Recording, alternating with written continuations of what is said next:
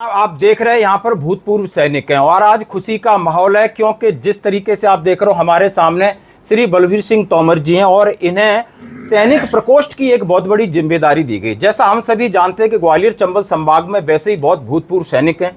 अब भूतपूर्व सैनिकों की समस्याएं, वीर नारियों की समस्याएं, प्रशासन से तालमेल करना और भूतपूर्व सैनिकों को राष्ट्रीय विचारधारा के साथ जोड़ना एक सैनिक प्रकोष्ठ का काम होता है।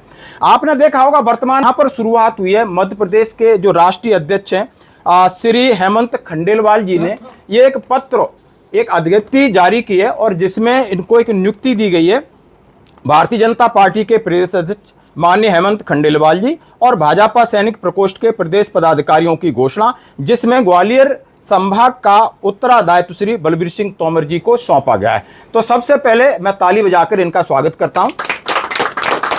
संक्षिप्त में इनकी जिम्मेदारी के बारे में पूछूंगा, इनके आगे आने वाले उत्तरदायित्व के बारे में सवाल पूछूंगा और लगातार, जैसा कि आपने 10 दिन पहले कि ये भूतपूर्व सैनिक हैं और लगातार पिछले लगभग 20 सालों से हमारे ग्वालियर की जो लोकल पॉलिटिक्स है उसका एक मजबूत एक लीडरशिप है। 10 वर्षों से पार्षद हैं और एक बस यूनियन है उसके अध्यक्ष हैं स्टेट के, यानी सारी चीजें प्रतिभाशाली व्यक्ति हैं और इंडियन नेवी से रिटायर्ड हैं। अब जैसा कि इनका स्वागत किया गया है तो यहीं से मैं बात शुरू करता हूं कि सबसे पहले सैनिक जीवन चैनल की तरफ से मैं आपको मुबारकबाद देता हूं। भारतीय जनता पार्टी में सैनिक प्रकोष्ठ ग्वालियर संभाग की आपके ऊपर एक नैतिक जिम्मेदारी दी है और आप इस जिम्मेदारी का निर्वहन किस प्रकार करना चाहोगे, प्लीज आप बताएं कुछ। एक्चुअली मैं 1988 में रिटायर हुआ था और उसी समय से सक्रिय सैनिकों के कल्याण के लिए कार्य कर रहा हूँ। बहुत पहले हमने एक समान रैंक समान पेंशन की बात उठाई थी 89 में और इंडिया गेट पर दिल्ली में मीटिंग हुई थी। उसमें आदरणीय महेंद्र सिंह टिकैत उस समय थे, अडवाणी जी भी थे, बीपी सिंह जी थे और बीपी सिंह जी ने इसको शुरुआत की और समान रैंक समान पेंशन लागू किया। उसमें कुछ एरर थे, कुछ त्रुटियां थीं, वो आकर के अभी दूर की गई। तो सैनिकों के सम्मान के लिए, उनके रीसेटलमेंट के लिए, उनके बच्चों के लिए और हमारे एक खास वर्ग है जो वीरांगनाएं बहनें हैं जो युद्ध में शहीद हो जाते हैं, उनके परिवारों की देखभाल करने की जिम्मेदारी शासन की है। लेकिन शासन को जागृत करना, शासन कहीं रुकावट आता है उसमें आगे बढ़ कर के हिस्सा लेना, ये हम सब भूतपूर्व सैनिकों का दायित्व है। उसको मैं निर्वाह करने का पूरा प्रयास करूँगा। एक हमारे मन में सोच आई थी, कल रात को ही सोच डेवलप हुई थी कि कलेक्टर और नगर निगम कमिश्नर से मिलकर के, कलेक्टर ग्रामीण क्षेत्र में कोई भी हमारा आदमी शहीद होता है उस गांव के स्कूल का नाम शहीद के नाम से, उस मार्ग का नाम शहीद के नाम से और एक गेट बनाने की जिम्मेदारी ये मध्य प्रदेश शासन को निभानी चाहिए और उसके लिए आप सब लोगों के सहयोग के साथ हम इस मुहिम को आगे बढ़ाएंगे। बहुत अच्छी। और इन्होंने यहाँ पर एक लोकल एक स्मारक बनाया अपने पार्षद रहते हुए और तमाम तरीके की मीटिंग करते हो। मैं इनके हमेशा साथ रहता हूँ, मैं खुल के इस बात को स्वीकार करता हूँ और आपको मैं बताना चाहता हूँ कि यानी अब और बड़ी नैतिक जिम्मेदारी यानी एक ऑफिशियल रिस्पॉन्सिबिलिटीज है।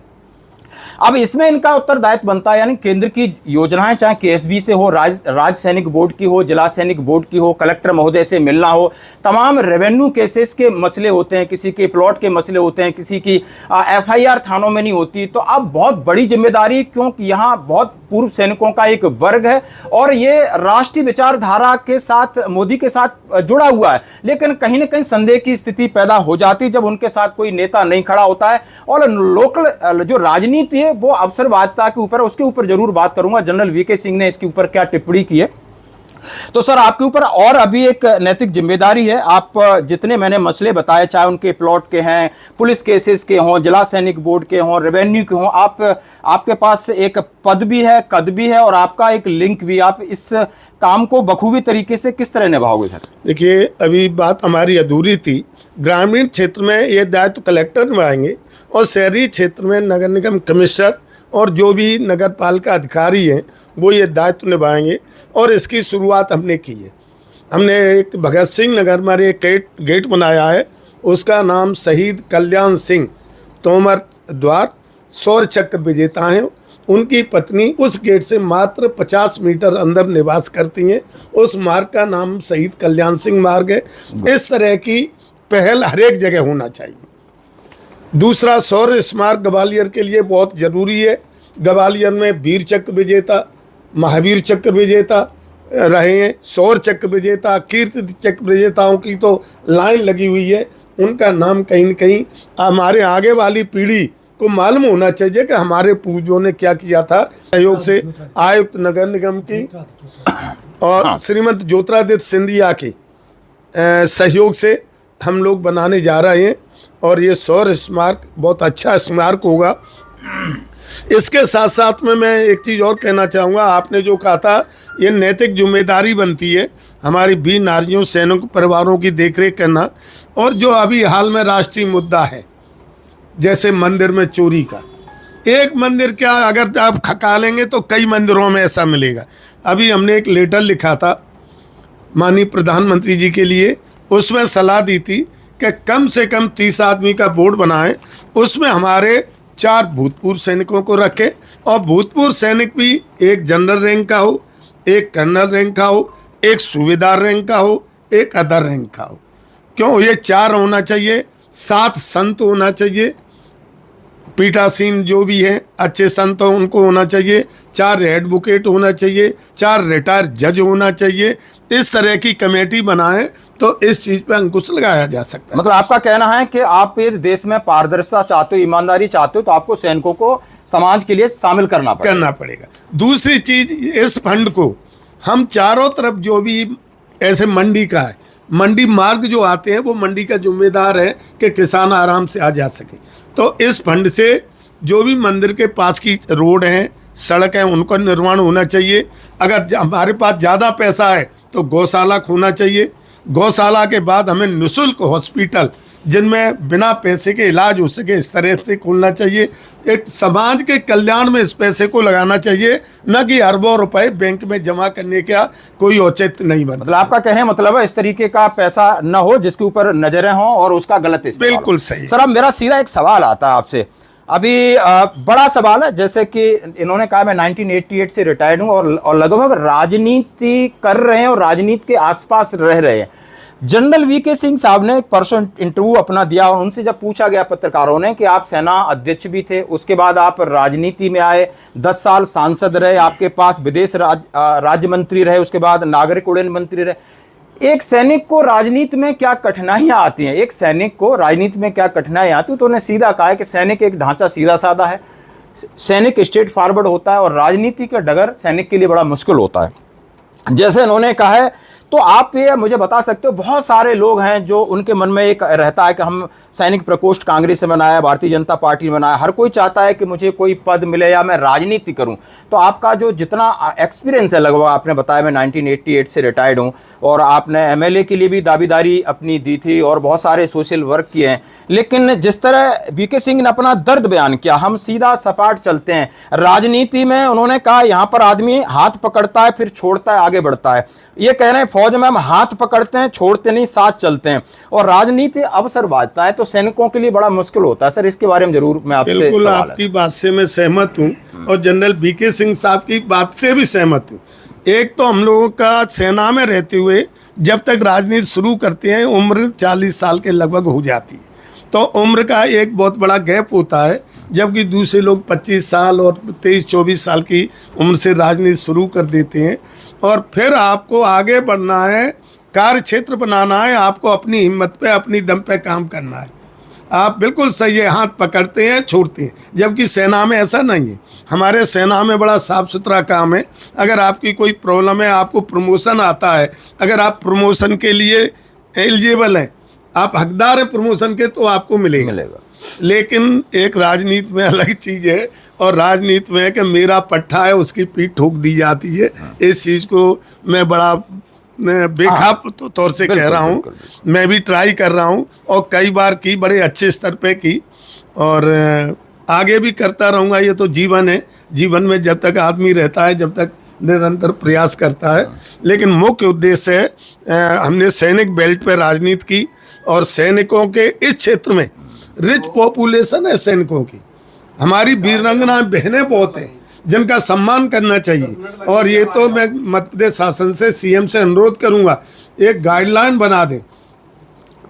बना दें कि कलेक्टर और नगर निगम कमिश्नर का दायित्व बनता है हर एक शहीद के नाम से गेट, एक रोड होना चाहिए। बहुत अच्छी बात है, बहुत अच्छी बात है। इसका हम तालियों से स्वागत करते हैं। सबसे पहली बात कही, किसी राष्ट्रवाद की भावना आपने ओतप्रोत करनी है, यानी युवाओं को देना है, तो सबसे पहले इस तरीके के सिंबल्स होने चाहिए जहां पर सेक्रीफाइस एक सोल्जर करता है, उसके नाम, कॉलोनी, स्कूल, इस तरीके की राष्ट्रीय भावना, ताकि आज का युवा राष्ट्र के प्रति अपना उत्तरदायित्व समझे और राष्ट्रीय भावना से प्रेरित हो। और किसी ने कुछ? हाँ। एक मैं बात आपको और बताना चाहूँगा कि 1990 में माननीय बीपी सिंह जी प्रधानमंत्री थे।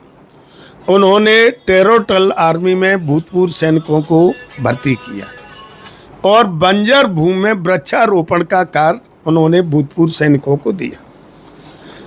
कर्नल राम सिंह साहब बंजर भूमि विकास मंत्री थे, केंद्रीय मंत्री थे।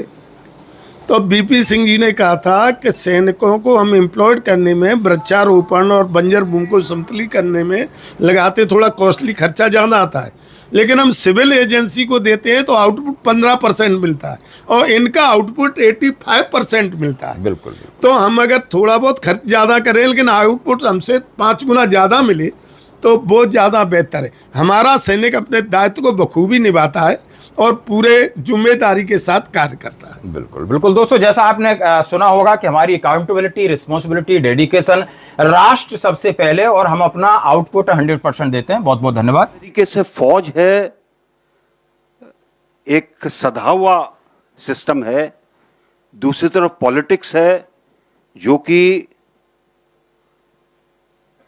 सधा हुआ नहीं है, बिल्कुल भी अलग तरह का है, अलग उसके अंदर चुनौतियां हैं, हर कदम पर चुनौती है। फौज के अंदर सब आपको साथ लेके चलते हैं। राजनीति में जितना आप जल्दी उनका साथ छोड़ दो वो लोग सोच कर चलते हैं।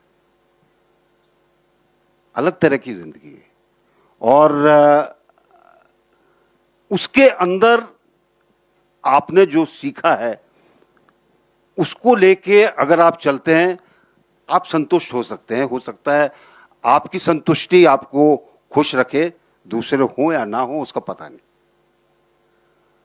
तो ये 10 साल तक अलग अलग मंत्रालय देखे मैंने। हमारे नेता बहुत मेहरबान थे कि उन्होंने कुछ काम ऐसे दिए जो शायद फौज में होने के कारण अच्छे तरीके से कर पाए।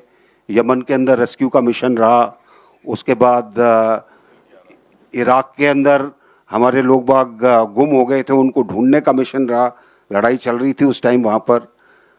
यूक्रेन के अंदर जाने का मौका मिला लोगों को लाने के अंदर। उत्तराखंड में हमारे कुछ वर्कर्स एक नेशनल हाईवे के टनल थी उसमें दब गए, उनको रेस्क्यू करने का मौका मिला। बहुत मौके मिले और उस सब के अंदर मैंने ये देखा कि फौज ने जो नींव बनाई थी उससे बढ़िया नींव बन नहीं सकती। तो